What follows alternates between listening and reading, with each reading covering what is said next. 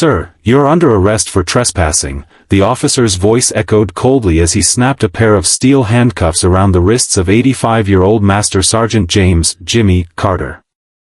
The sun was dipping low over Freedom Memorial Plaza, casting long shadows across the granite slabs that bore the names of fallen soldiers. Jimmy stood quietly, framed by golden light, his vintage Marine Corps dress blues clinging to his thin, stooped frame. 2 faded purple heart ribbons adorned his chest. A whisper of confusion rippled through the small evening crowd. Phones were raised. Gasps filled the air. He didn't resist. He didn't speak. The cane that had supported him clattered softly to the pavement as an officer retrieved it with a hesitant glance. Jimmy's eyes didn't leave the central obelisk, where the flag had once flown high and proud, until yesterday, when vandals had bent its pole and defiled its base. He had come to restore dignity, not cause a scene. But now, his presence was labeled a disruption. A trespasser. A relic out of place in the modern bustle. The same plaza he'd helped design 50 years ago now barred him behind a chain of indifferent procedure and youthful ignorance. A boy nearby whispered, "Why's that old guy getting cuffed? Was he bothering people?" Another voice, older and quieter, answered, "That man is a hero." Tomorrow, headlines would tell only half the story. But behind those handcuffs was a legacy, one forged in the jungles of Vietnam, sharpened by the pain of segregation, and softened only by the quiet devotion to fallen brothers. And tomorrow, a 4-star admiral would rise to salute the man no one recognized today. But for now, Jimmy Carter, Marine, builder, survivor, walked alone into the back of a cruiser, under arrest at the very place he'd once built to remember those who never came home. Long before handcuffs and headlines, Jimmy Carter's Wednesdays were sacred. For 5 years, rain or shine, he arrived at Freedom Memorial Plaza by 0700 hours sharp. Always in uniform. Always alone. With a slow, deliberate rhythm, he walked the perimeter of the granite wall, pausing every few feet to run calloused fingers across names etched into the cold stone.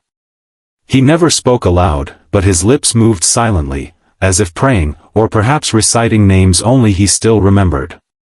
His story began long before the memorial stood in stone. Born in 1939 in Birmingham, Alabama, Jimmy grew up under the choking shadow of Jim Crow. His father, a coal worker, died young. His mother scrubbed floors to keep food on the table. Opportunities were rare. Respect, rarer. But Jimmy was built different, quiet, intense, focused. He enlisted in the United States Marine Corps at 17, not just to escape, but to prove something, that a black man could serve with honor in a world that barely acknowledged his humanity. He fought in Vietnam during the bloodbath of '66. First tour, he served as a fire team leader near Da Nang. By the second tour, he was promoted to platoon sergeant. Firebase Ripcord. Ki San. Ia Drang. Words that burned themselves into his bones. He watched young men scream for mothers who couldn't hear them, shielded others from shrapnel, dragged 2 unconscious Marines out of a jungle ambush while bleeding from a gut wound. For that, he earned his second Purple Heart and a Bronze Star. For decades, he never spoke of it. But the worst pain didn't come from war. It came from coming home. In 1971, Jimmy stepped off a military transport at Travis Air Force Base. There were no crowds. No flags. A few protesters threw red paint and called him a baby killer. When he reached Birmingham again, things hadn't changed. He was still boy to the men who once spat at his boots. No one asked about Vietnam. No one cared. He tried. Applied to police departments. Turned down. Applied to be a city surveyor. Turned down. "We just don't think you're the right fit," they'd say with a smile that never touched their eyes. For a while, he worked in construction. Quiet jobs. Fixing roads, pouring sidewalks. Eventually, he was hired to assist on a local Veterans Memorial Commission, mainly because someone needed a token rep, but Jimmy didn't care. He showed up every day, early, with blueprints in hand and a pencil behind his ear. He had ideas drawn from the sacred geometry of Arlington, the spiritual depth of the Vietnam Veterans Memorial. And when Freedom Memorial Plaza was finally unveiled in 1978, he was the last man to leave that night, sweeping dust off the names as the lights flickered on. It became his temple. Each Wednesday, he returned.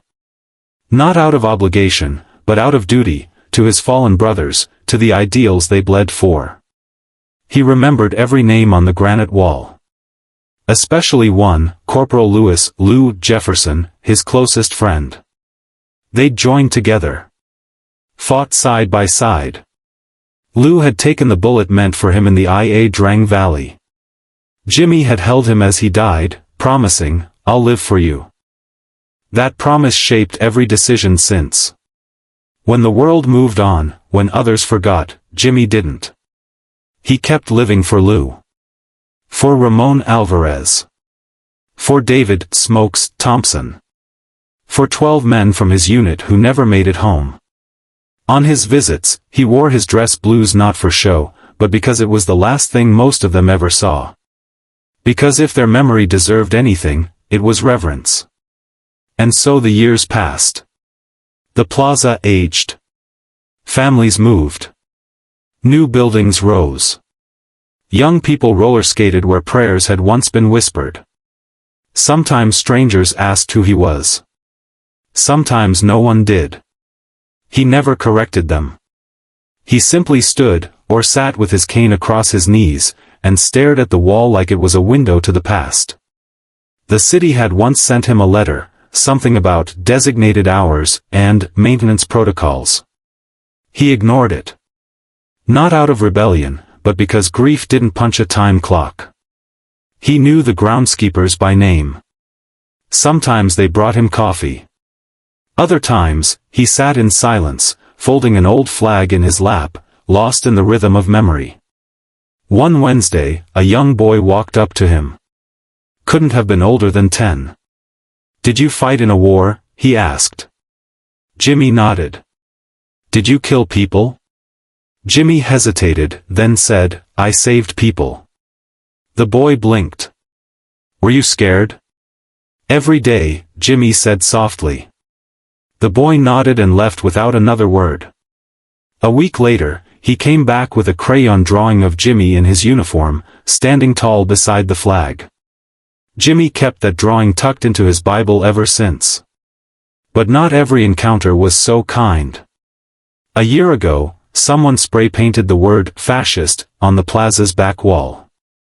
Jimmy tried scrubbing it off himself before city workers intervened. They thanked him. Told him to go home. He didn't. He stayed until the sun set, then placed Lou Jefferson's photo back into his pocket and slowly walked away. To Jimmy, the plaza wasn't just stone and flagpoles. It was sacred ground. A place where ghosts walked beside him. A place where the noise of the world fell away and he could hear the quiet voices of men who'd trusted him with their lives. He wasn't trespassing. He was keeping watch. Still, the world was changing. More noise, less reverence. Teenagers passed by without noticing the names. Some cursed, laughed, played loud music. Others took selfies with their feet on the monument steps. Jimmy said nothing, until that fateful Wednesday, when the line between silence and complicity broke. He'd given the city his youth, his blood, his brothers. All he asked in return was one quiet morning a week to remember. But respect had become an endangered thing. And when he finally stood to defend it, not with fists, but with dignity, the system called him the criminal. He never regretted it. That Wednesday began like the countless others Jimmy had known, but it would not end that way. The sky was clear when he arrived just past 7. He wore his pressed blues and polished black shoes. His gait was slower now, his breathing slightly more labored, but his purpose was as steady as ever. He sat on the same stone bench beneath the bronze eagle sculpture and rested his cane beside him. The plaza was quiet then, still sacred, still whole. For a while, all was calm. Jimmy traced the names on the panel labeled Sector C, IA Drang. His fingers paused at CPL Louis Jefferson. He bowed his head, murmured a prayer, then looked up at the flag. It was still missing from the pole, which had been knocked askew the week before. The city hadn't fixed it. No one had. Jimmy sighed. He knew what that meant. The kids would be back. Around 10:30, the peace broke. It began with the clatter of skateboard wheels on granite. 6 of them, teenagers, loud and careless, skidded across the plaza as if it were a parking lot. 2 boys began racing in circles around the central sculpture. One girl with dyed green hair sat on a bench chewing gum, watching with disinterest. A lanky boy with headphones blaring music dropped his bag and cracked open a bottle of soda, pouring some over the engraved names like it was a sidewalk. Jimmy rose slowly, using his cane for balance. "Please," he said, voice firm but calm. "This is a memorial. I'd ask you to be respectful." The boy turned. "What?" "This ground honors the dead. Men who gave their lives. Just, have some respect." Green hair scoffed. "Relax, Grandpa. It's just a park." Another boy chimed in. "Yeah, why don't you go bake cookies or something? This ain't your yard." The tallest of them, stocky, with a red cap turned backward, pointed at Jimmy's uniform and sneered. "Look at this fossil. Playing soldier. You lost or something?" Jimmy's hands trembled, not from fear, but from disbelief. He had endured plenty of ignorance in his life, but rarely had it come so casually, so publicly. "Those names," he said, gesturing to the wall, "are not decorations. They're lives. They deserve more than this." Red Cap grinned. "You know what deserves respect? Free speech. And we're speakin' by skating."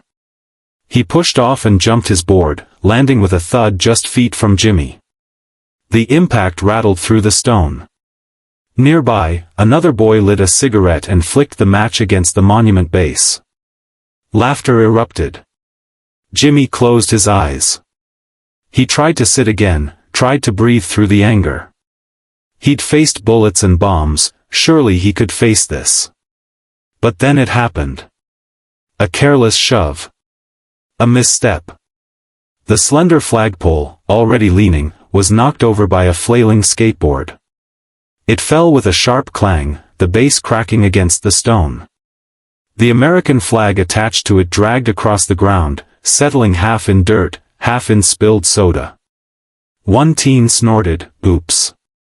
Something broke inside Jimmy. He stood again, unsteady, every bone aching, but he didn't falter this time. His cane tapped sharply with each step as he approached the fallen flag. "Pick it up," he said. Red Cap raised an eyebrow. "Say what?" "Pick it up," Jimmy repeated, voice low but edged with steel. A pause. Then mocking laughter. Green hair pulled out her phone. "This is gold. Old man's going full meltdown." Jimmy knelt slowly, every movement a trial, and reached for the flag himself. His hands were stiff, joints swollen with arthritis, but he gathered the cloth tenderly, cradling it like a wounded friend. As he rose, another boy suddenly darted forward and yanked it from his grasp. "Relax, Gramps. It's just a rag." The boy dropped it. And stepped on it. For a second, the world stopped. Jimmy didn't yell. He didn't raise a hand. He simply leaned down again, wincing as pain lanced through his knees. He picked the flag up with both hands, held it against his chest, and turned away. That's when Red Cap shoved him. Not hard, just enough. Jimmy stumbled. Lost his grip on the cane. His feet tangled. He hit the stone hard, shoulder first, scraping the skin beneath his jacket. The flag fluttered from his arms and landed once more in the dirt. The teens stared, silent now, unsure if they had gone too far. Blood trickled from Jimmy's elbow. Someone muttered, "Damn." It was then that Jimmy saw them, dozens of people who had stopped to watch. Some with phones up. Others frozen in awkward silence. Mothers. Runners. Veterans in caps. All watching, but none moving. Until one woman did. From the edge of the crowd, Marion Lee stepped forward, baby stroller beside her. She didn't speak. She didn't shout. She simply pulled out her phone, turned the camera on, and aimed it directly at the teens. Her baby cooed softly. Marion's jaw was clenched. "Pick that up," she said to the boy on the flag. He smirked and kicked it aside. Marion's finger didn't leave the record button. "Keep going," she said. "See how brave you are when the world sees this." Red Cap snapped, "Mind your business, lady." Marion didn't blink. "This is my business. That man gave more to this country than you ever will." More phones emerged now. Others started filming too. The crowd shifted. Whispers grew louder. A man in a Vietnam cap stepped forward beside Marion. Then another. Then someone called the police. The teens, sensing momentum shift, grew restless. Some started muttering excuses. Others tried to leave. But it was too late. Sirens wailed faintly in the distance. As the squad car pulled into the plaza, Jimmy still hadn't moved. He sat on the stone, holding the flag in his lap like a wounded comrade. He didn't speak as officers approached. Didn't resist when they asked questions. But then something strange happened. The teens began yelling over each other. "He grabbed me. He attacked first. He was aggressive." One officer turned to Jimmy. "Sir, we got a call saying you were the instigator." Jimmy looked up. His voice barely above a whisper. "These names, this flag, they honored lives. I couldn't watch them be destroyed." And as the crowd murmured, as cameras rolled, as the officers exchanged uncertain glances, Jimmy Carter, the last man standing from Firebase Ripcord, was placed in handcuffs and led away from the very monument he'd once built with his own hands. Not a single word of protest came from the officials. Not yet. But morning was coming. The video began with static, just a jostle of pixels as a phone camera adjusted to light. Then, Marion Lee's voice came in, low and calm. "This man served. This is his memorial. Watch what they're doing to it." She had never intended to become a symbol. Marion was 28, a single mother, and worked nights cleaning hospital floors. Her life revolved around her daughter, little Sophia, whose stroller sat parked next to the plaza bench every Wednesday morning. Marion often took walks to the plaza for fresh air, letting Sophia nap while she read or thought. She had met Jimmy Carter a year prior. It had been a quiet morning, and Sophia was fussy. Jimmy had leaned down, asked if he could give the child a folded paper crane he kept in his coat pocket. "I used to make these for wounded boys," he said, "when the meds ran short and fear ran high." The baby took it. Marion smiled. "Thank you." From then on, they became familiar faces. Jimmy never asked her name, but always nodded when she arrived. Sometimes he shared a story in a low voice, about Lou from Georgia or Smokes Thompson, who could make a harmonica cry. He never bragged. He never cursed the country that had made him fight and then forgotten him. He only ever thanked her, for showing up, for sitting in the quiet. The week before, he'd handed Marion a small flag folded tightly, the kind soldiers tuck into coffins. Sophia should have one of her own, he'd said. For her first birthday. Let her know someone already stood watch. That flag now sat on Marion's kitchen table. So when the teens descended on the plaza, shouting, skating, laughing, Marion had watched. When the flagpole fell, her pulse quickened. And when Jimmy, old and hurting, was shoved to the ground by a boy barely old enough to shave, something in her heart cracked. She hadn't planned to film it. But instinct moved her fingers. Now, seated in her small apartment long past midnight, Marion reviewed the footage. Her hands trembled. It wasn't just the shove or the taunts. It was the silence of the crowd. How everyone watched and no one helped. Until she did. She clicked upload. Title: Honor Isn't Dead, It's Just Ignored. By morning, it had over 200,000 views. Elsewhere, the video raced across veteran forums. Comments poured in. Marines, Army Rangers, Navy corpsmen, many decades removed from service, shared it like a rallying cry. That's Master Sergeant Carter. I served under him in '69. Firebase ripcord. I owe that man my life. Shameful. Absolutely shameful. Where's the city on this? A retired gunnery sergeant from Colorado posted the footage with the caption, "He's one of ours. We don't let this stand." Within 12 hours, the local police department's Facebook page was flooded. Journalists began calling. A city councilwoman named Carla DeWitt demanded answers. "This man helped build the plaza," she said. "And we handcuffed him for defending it?" Marion's inbox filled. News networks asked for interviews. She refused most. "This isn't about me," she said. "This is about what we saw." Still, the attention grew. The mayor's office issued a vague statement about ongoing investigations and the importance of due process. But it wasn't enough. The city was now facing pressure not just from veterans groups, but from ordinary citizens who had watched an old man bleed for a flag, and get punished for it. Back at the station, Jimmy sat quietly in a gray holding room. He wasn't angry. He wasn't confused. He was tired. An officer brought him coffee and returned his cane. "Sir," he said hesitantly, "I just want you to know, my grandfather was at Hugh City. He would have stood beside you." Jimmy nodded once. "Why didn't you tell them who you were?" the officer asked. Jimmy looked up, eyes steady. Would it have made a difference? The officer had no answer.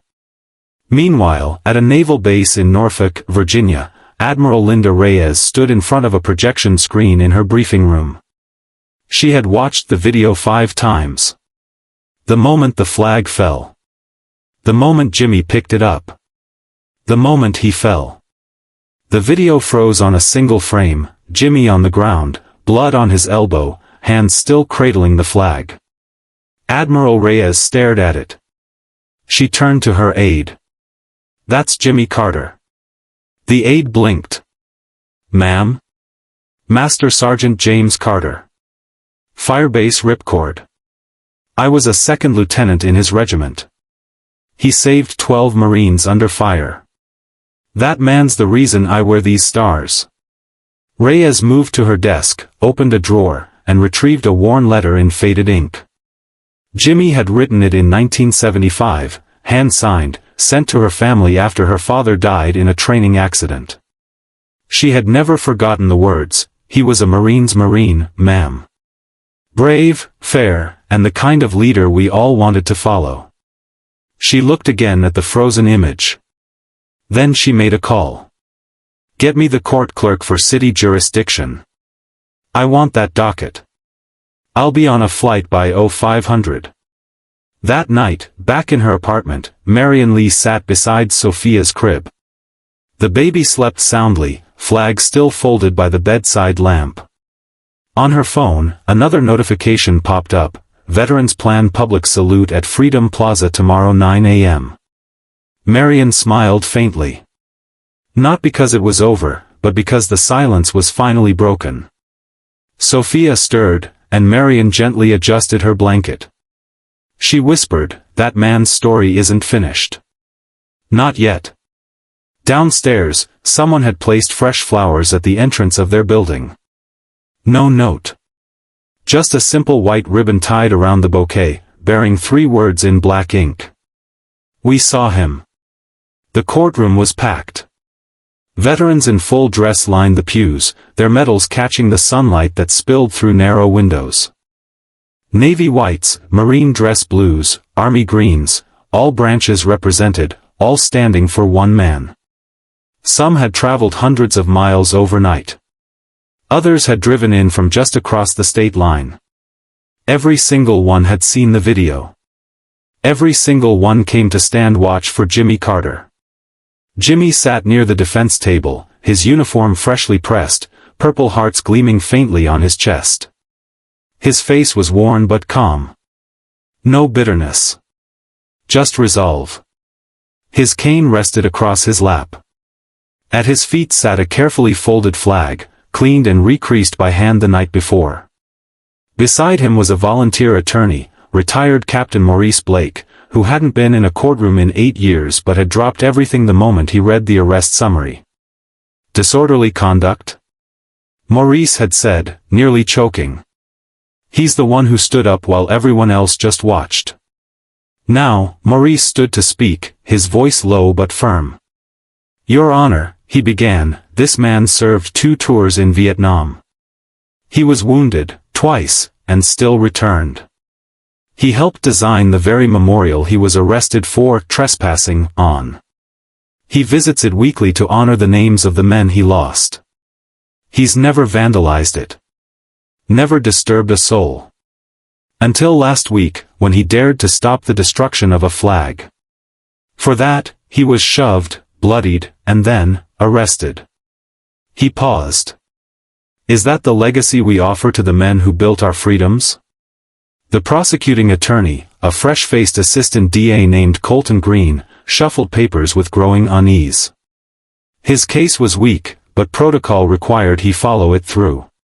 "While we deeply respect Master Sergeant Carter's service," he began, "the officers acted based on the reports from multiple witnesses. They claimed he initiated contact." A sharp voice interrupted him.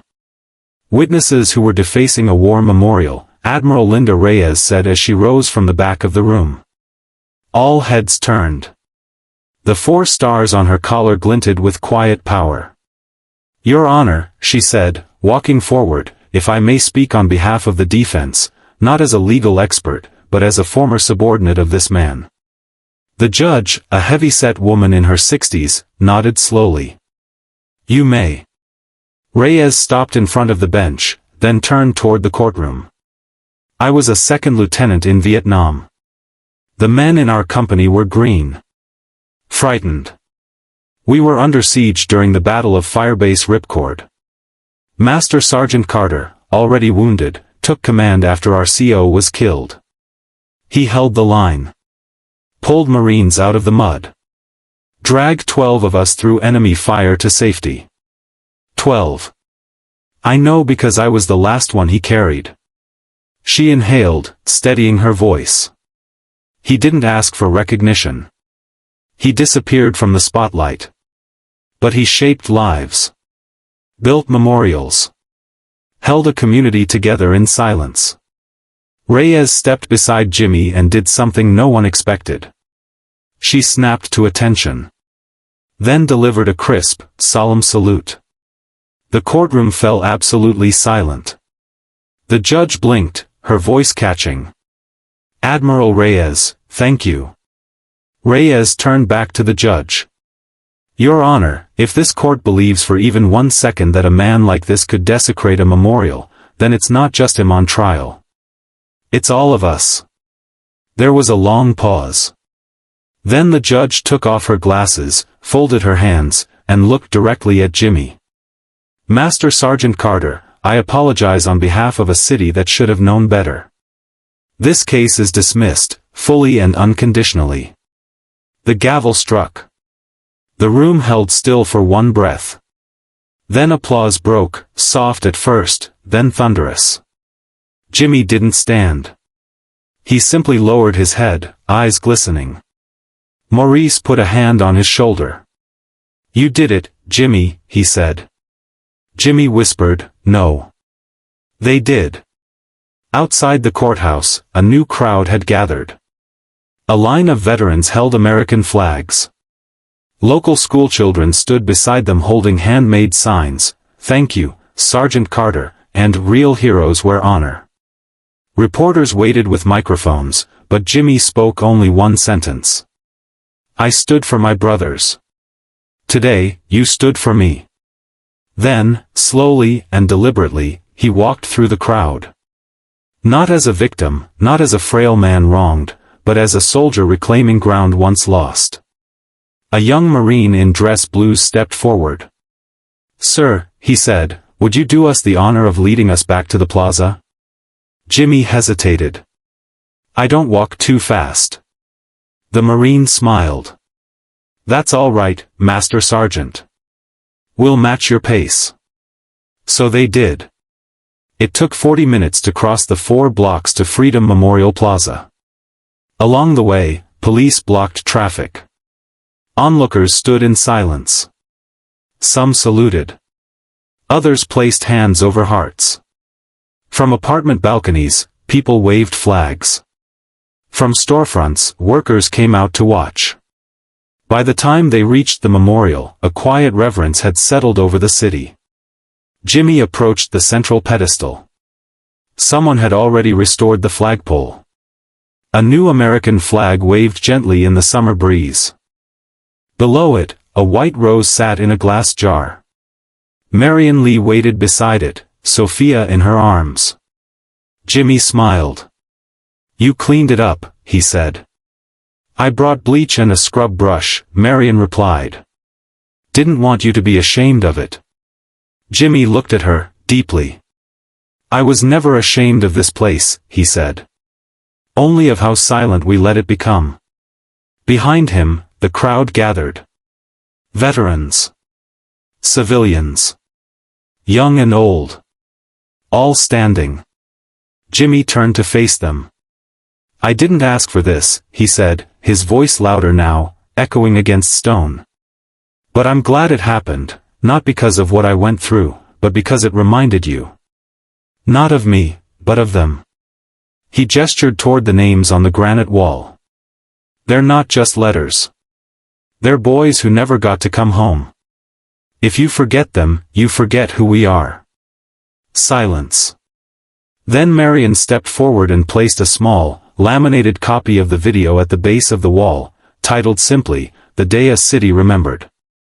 As the crowd stood in quiet reflection, Admiral Reyes stepped beside Jimmy once more. She leaned in and whispered, "They want to build a statue. To honor you." Jimmy shook his head. "Build a bench. Something someone can sit on. Reflect. Statues are for men with time to stand still. I'm still walking." She smiled. "Then we'll build a bench." And together, they sat, just 2 Marines, 40 years apart, bound by war, memory, and the flag that flew high again. The morning after the dismissal, the front page of the city's largest newspaper carried a single photo, Jimmy Carter seated beneath the restored flag, one hand resting on his cane, the other lightly touching the engraved name CPL Lewis Jefferson. The headline read simply, "Honor Reclaimed." The photograph circulated faster than any statement or press release could.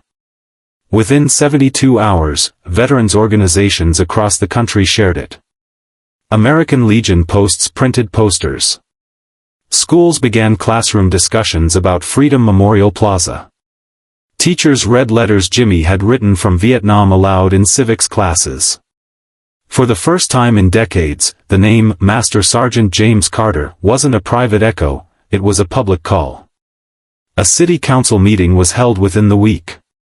Councilwoman Carla DeWitt introduced an emergency resolution titled Carter's Law, a measure that would permanently protect veterans' memorials from defacement and prohibit unauthorized recreational activity on such grounds. The measure passed unanimously. But it was what came next that truly changed things. In a televised press conference on the memorial steps, Mayor Tomlin, flanked by Admiral Reyes, Marion Lee, and several city officials, announced the renaming of the plaza. From this day forward, he said, Freedom Memorial Plaza shall officially be known as the James Jimmy Carter Veterans Memorial. It is not merely a place to remember the past. It is a place to remind the living what service, dignity, and courage look like. Jimmy, seated nearby, simply bowed his head. Behind him, Sophia clapped, oblivious to the gravity of the moment. She held her birthday flag close to her chest, its corners now soft and well-handled. Marion wiped a tear and kissed the girl's forehead.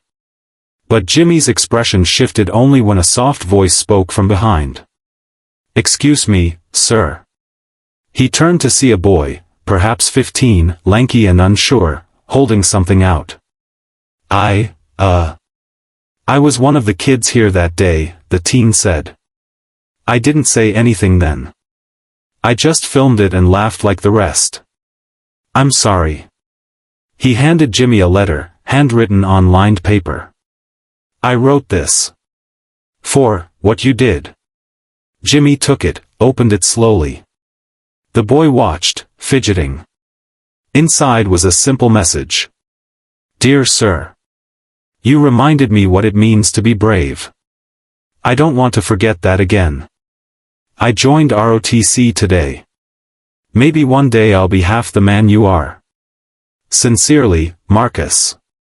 Jimmy folded the letter, nodded once. "You just took your first step, son." The boy's eyes watered. "Do you forgive me?" Jimmy stood slowly, then extended his hand. "There's nothing to forgive, just something to remember." Marcus gripped the hand tightly, and the crowd around them softened with quiet understanding. Months passed.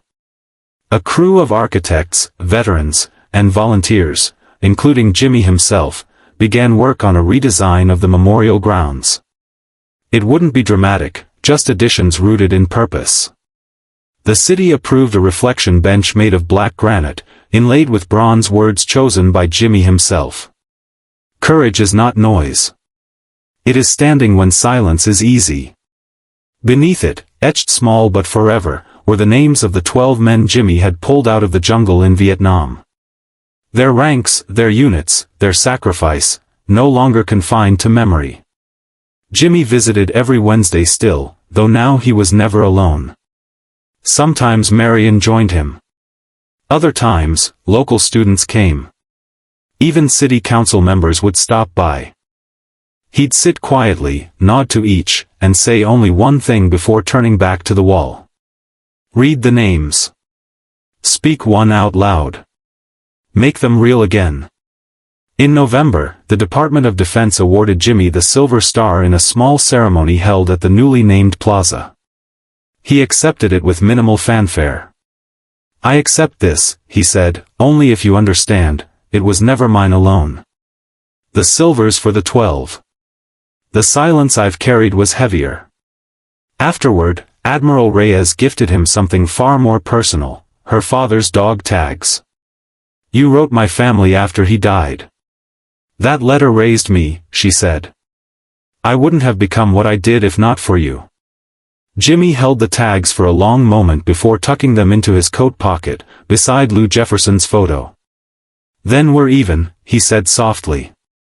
The teens who had once defaced the plaza were ordered to attend weekly community service under Jimmy's supervision. Not as punishment, but as education. He didn't lecture them. He made them clean each stone by hand, research each name, and write a report on one veteran per week. Some rebelled at first. One refused to speak. Another cried behind the wall the first time he read about a 19-year-old named Raymond Torres who died shielding his platoon with his body. By the program's end, each of them asked to keep coming. Jimmy agreed. On the final day, he gathered them around. "I'm not mad at you," he said. "You weren't taught to care. But now that you've seen, it's your duty to carry it forward. You don't owe me. You owe them." They saluted him, not perfectly, not polished, but with sincerity. 2 years later, Jimmy passed in his sleep. Marion found out through a call from one of the VA doctors. He went peacefully, the nurse said. Still in his blues. The flag you gave him was folded at his bedside. His funeral was held at the plaza. Over 2,000 attended. Veterans from every state. Political leaders. Schoolchildren. Families of those Jimmy had saved, some of whom had never met him until that day. The eulogy was delivered not by an official, but by Marcus, the teenager who had once kicked the flag and later joined the Marines. He never raised his voice, Marcus said. He never raised a fist. But he stood taller than any man I've known. He made me believe that honor wasn't an old word. It was a living thing.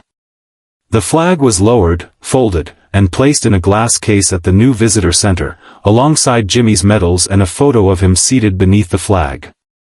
As the crowd dispersed, Marion remained. She placed Sophia, now 4, on the bench Jimmy had helped design. The little girl looked up at the rose bush nearby, which bloomed even in winter. "Mommy," she said, "is he with his friends now?" Marion nodded, her voice thick. "Yes, baby. He's with all the names he never forgot." Sophia pointed to the wall. "I'll read them to him, okay?" Marion kissed her forehead. That's what he'd want. And the plaza stayed quiet, sacred, and alive. Honor never fades.